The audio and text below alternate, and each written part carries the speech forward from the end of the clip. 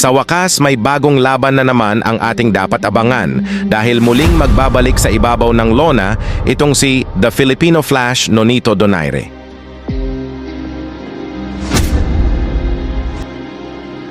Other hand of Donaire, which is the right hand.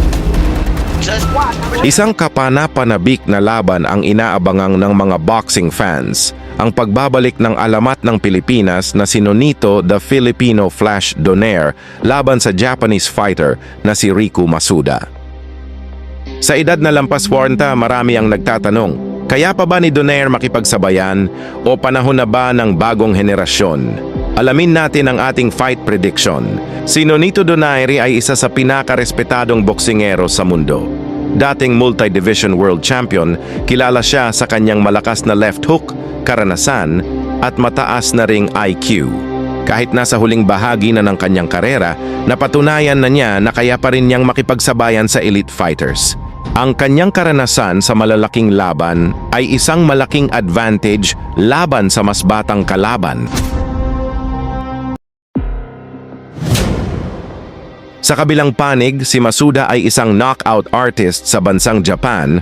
Taglay ang knockout power ratio, 88.89%. May kartada ito na siyam na panalo, 8 panalo sa pamamagitan ng KO.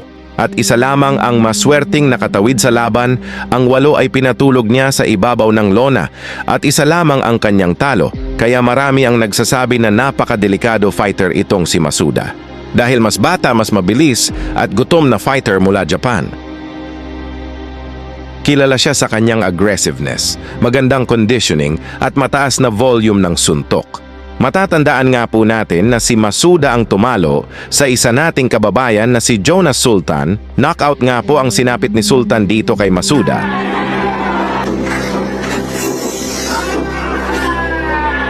Para kay Masuda, ang laban na ito ay isang malaking oportunidad upang patunayan ang kanyang sarili laban sa isang living legend. Donaire's advantages: malawak na karanasan sa world title fights, malakas na knockout power lalo na sa left hook, mataas na ring IQ at mahusay na timing. Masuda's advantages: mas bata at mas sariwa ang katawan, mas mataas ang stamina at activity rate, mas agresibo at pressure fighter. Ang laban na ito ay magiging experience versus youth. Sa mga unang rounds, inaasahang magiging agresibo si Masuda. Susubukang i-pressure si Donaire at maglabas ng maraming suntok. Si Donaire naman ay malamang na magiging kalmado, gagamit ng timing at counter-punching. Kung makakakuha si Donaire ng tamang timing para sa kanyang left hook, posible ang knockout. Pero kung mapapanatili ni Masuda ang pressure at mataas na tempo hanggang sa late rounds, maaari niyang makuha ang panalo sa puntos. Ang laban ay magiging mahirap para sa parehong fighter. Pero kung pag-uusapan ng edad at stamina, Masuda by close decision ang posibleng resulta. Gayunpaman, huwag maliitin si Donaire. Isang suntok lang mula sa Filipino Flash ay kayang baguhin ang laban. Ano man ang maging resulta, siguradong magiging exciting ang laban na ito.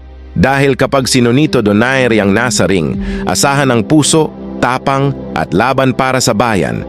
At tulad ng lagi niyang pinapakita, ang tunay na kampeon ay hindi sumusuko. Ngayon ay ibabahagi ko sa inyo ang isa sa pinakamabigat na laban ni Nonito Donaire sa bansang Japan.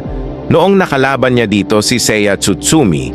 Panoorin natin ito mga idol kung may ibubuga pa ba si Donaire sa kanyang paparating na laban ngayong March 15. Ano ba ang dapat gawin ni Donaire dito?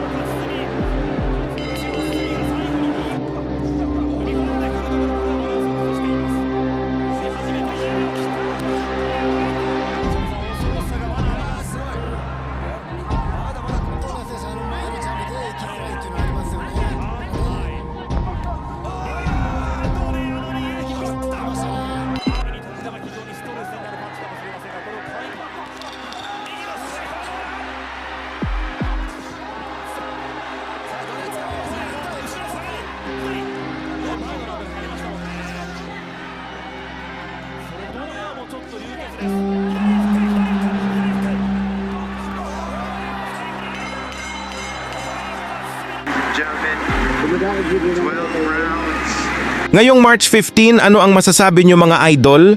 May babagsak kaya sa ibabaw ng lona?